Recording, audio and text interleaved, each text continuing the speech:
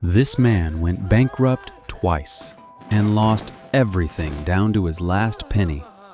And it was precisely that poverty that turned him into the founder of a company worth hundreds of billions of dollars. This is the story of Walt Disney, a boy who delivered newspapers barefoot through the snow and built an entire empire because he was terrified of ending up with nothing again.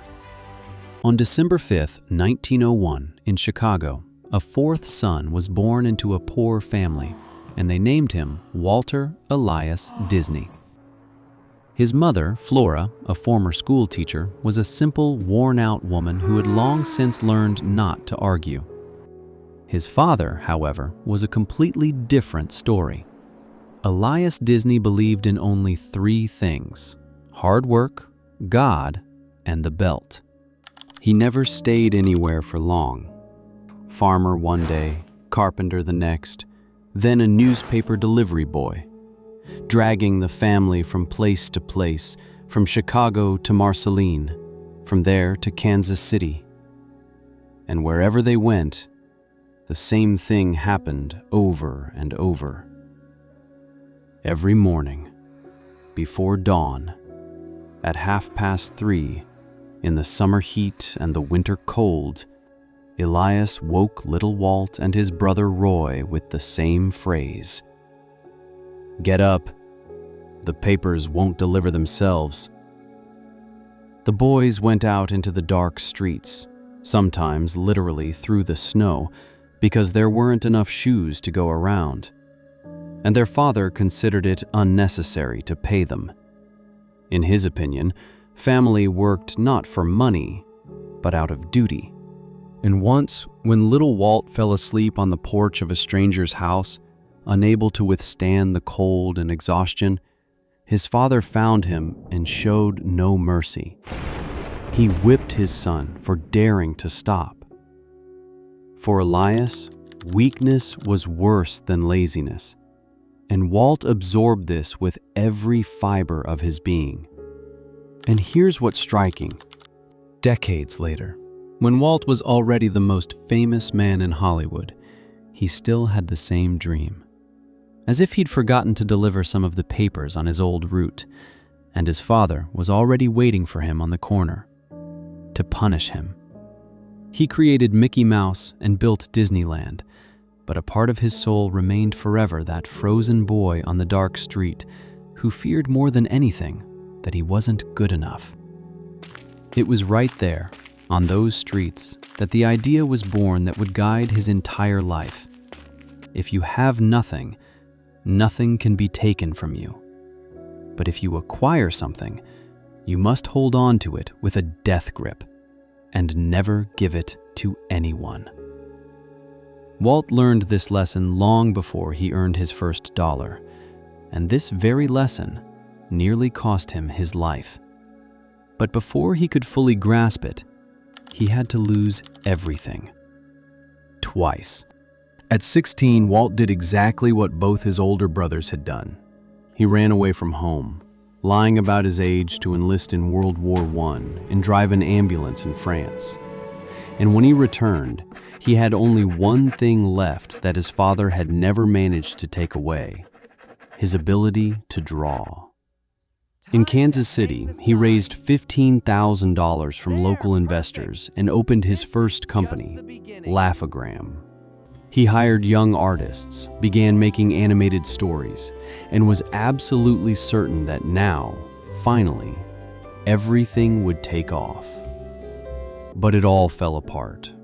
The company signed an $11,000 contract with a firm that was supposed to sell his cartoons, but the firm went bankrupt, paying only a tiny advance. That blow finished off Walt's studio for good. He had to live in the studio office, bathe once a week at the train station, and eat cold beans from a can because he had no money for proper food. He was 21 years old and completely broke. Most people would have gone home, found a steady job, and quietly admitted defeat. But for Walt, Stopping was scarier than going broke. That childhood fear of poverty, instead of breaking him, pushed him forward. I won't go back. I can't go back. He gathered his last few coins and bought a one-way ticket to Hollywood. A first-class ticket. His pants and jacket didn't match. He had almost no money, but he was traveling first class, because a man who has nothing can afford everything. He had nothing left to lose. In Hollywood, Walt and his brother Roy, the only person he ever truly trusted, started a new company. First few months, a rented room at his uncle's, one jacket for all meetings, cartoons rejected by studio after studio. But he kept drawing. Every single day. And this time, luck finally smiled on him. He created a character the whole country loved. His name was Oswald the Lucky Rabbit. From 1927 to 1928, the studio released 26 short cartoons, and for each one, Walt was paid $1,500. Good money for a man who, not long ago, had been eating beans from a can. For the first time in his life, steady income, fame, and his own popular character turning a profit. Buoyed by success, he traveled to New York to see Charles Mintz to renew the contract and ask for more money. He was completely confident. He didn't yet know he was walking straight into a trap. Because while Walt was celebrating, Mintz had been quietly preparing, for months, something that would break his heart and change him forever. New York, 1928. Walt walked into Mintz's office, expecting a light, friendly conversation, and instead heard something he was completely unprepared for. Walt, according to our contract, Oswald doesn't belong to you and never has. All rights belong to Universal Studios. Walt couldn't believe his ears. But he's my character. I created him. You drew him, that's true, but we own him. Mintz paused. I'm offering you $500 less per episode, and half the profits on top of that. And half your artists have already signed with me, behind your back. So your choice is simple. Work for me for less money, or walk out of here with nothing. Silence hung in the office. And the bitter truth was that Walt had lost everything, not because of bad luck, but because he had once trusted a stranger and signed a contract without keeping the rights to his own character. He had success, but no control. And success without control can be taken away in a single minute. Which is exactly what Mintz had just done. Walt chose the option no one had offered him. He silently got up and walked out, leaving behind the character, half the team, and the most lucrative contract of his life. But on the train home from New York, something happened that would forever change the history of world cinema.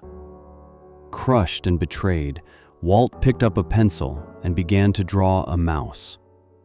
At first, he wanted to name it Mortimer, but his wife Lillian grimaced and said, "Mortimer? No, too pretentious. Call him Mickey." And so Mickey Mouse was born. And with him came a rule Walt would follow until his dying day. Never, under any circumstances, give away the rights to anything he created. Because only what you keep under your own control can never be taken away. This lesson cost him too much to ever forget. And from this rule, everything that would make him great and everything that would ultimately destroy him would grow.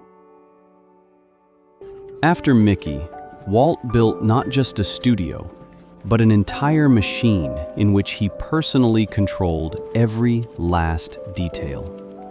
He fought for copyright with such ferocity that because of him, US laws were changed, and continue to be changed to this day.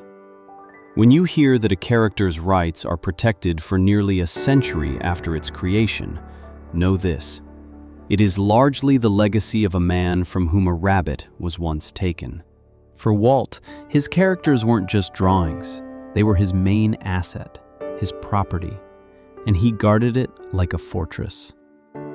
And then he decided to do something all of Hollywood considered pure madness. The first full-length animated film in history, Snow White. No one had ever done anything like it. The project was dubbed Disney's Folly. The plan, $250,000. Reality, the money ran out halfway through. The budget exploded to $1.5 million, 6 times more than planned. And Walt did what no sane person would do. He mortgaged his own home, the last thing he had, to finish the film. The entire studio was hanging by a thread. If the audience had remained silent on opening night, Walt would have lost everything for the second time, for good. The lights went out. The first frames began to roll. For an hour and a half, the audience sat in the dark. And when the final credits appeared, they rose to their feet. Standing ovation, $8 million on opening weekend. The man the whole city called crazy turned out once again to be the only one who was right. After that, his obsession with control became absolute. When Disneyland was being built, Walt personally checked the angle of every trash can, the height of every bush, even the smell on every street. He built himself an apartment right above the park's entrance, so at any moment he could live inside the world that was completely his. From the outside, the most carefree and happy company on earth, but inside, the absolute unrestricted power of a single man. The very same man who, as a child, had no control over anything. But Walt had already begun to pay for this total control, and the price turned out to be far more terrifying than any amount of money. He paid with his own body. He became increasingly suspicious, increasingly anxious. When his artists went on strike in 1941, demanding fair pay, Walt saw it as a repeat of the Oswald story. Once again, his own people turning against him. Once again, betrayal. He never forgave that blow for the rest of his life. The man who brought joy to millions of children, in his own life, was withdrawn, nervous, exhausted. 3 packs of cigarettes a day, and that hoarse, heavy cough heard by everyone who worked alongside him. And here is worth saying the harsh truth. We've grown accustomed to retelling Disney's story as a fairy tale about a poor boy who built a magical kingdom. But in reality, it's not a fairy tale about a dream. It's the story of a man so terrified of losing everything again that he couldn't stop, even when stopping would have saved his life. He controlled everything, except for one thing. By the early 1960s, Walt Disney had defeated every enemy, those who betrayed him, his competitors, every doubter. Studio, park, television network, he controlled it all. Everything, except one single enemy. An enemy who cannot be fired, cannot be bribed, cannot be outmaneuvered. An enemy no contract can stop, no mortgaged house can buy off. An enemy who comes for everyone, no exceptions, not even for those who control everything. Time. 3 packs a day for 40 years took their toll. In 1966, lung cancer. But even then, dying, he refused to let go. Lying in his hospital bed, staring at the ceiling, he kept planning his final, most ambitious project. An entire city of the future, controlled down to the last detail. He called it Epcot. On December 15th, 1966. Walt Disney passed away. He was 65 years old. The boy who once delivered newspapers barefoot through the snow and didn't get a penny for it, died as the owner of a company loved by the whole world. And here lies the final paradox of his life. Under Walt, the company was worth hundreds of millions. Today, hundreds of billions. And that obsessive control over copyrights turned out to be the most valuable asset in the entire history of entertainment. Mickey Mouse, the mouse he drew in desperation on a train right after the betrayal, became the most protected, most valuable character on the planet. The man who once had everything taken from him built something that could no longer be taken away. But this story has an ending that Walt himself never got to see. Remember that rabbit, Oswald, taken from him in Mince's office? The one who started his entire obsession with control? On February 9th, 2006, 78 years after that loss and 40 years after Walt's death, the Disney company bought Oswald back. Not for money. Its lawyers traded the rights to the rabbit for a sports commentator's contract. Exactly the kind of shrewd deal Walt had spent his entire life pulling off. The machine he built because of one childhood loss returned that loss to him in the end. The circle was complete. Only Walt had been gone for 40 years by the time it happened. So who was Walt Disney really? A genius who gave the world so much joy? Or a broken man who spent his whole life running from a childhood fear? Perhaps both at once. We'll never know. But one thing we do know: a man built a place for the whole world, where millions of people feel completely safe and protected, precisely because he himself never felt that way for a single moment of his life. We often give the world exactly what we ourselves lacked the most.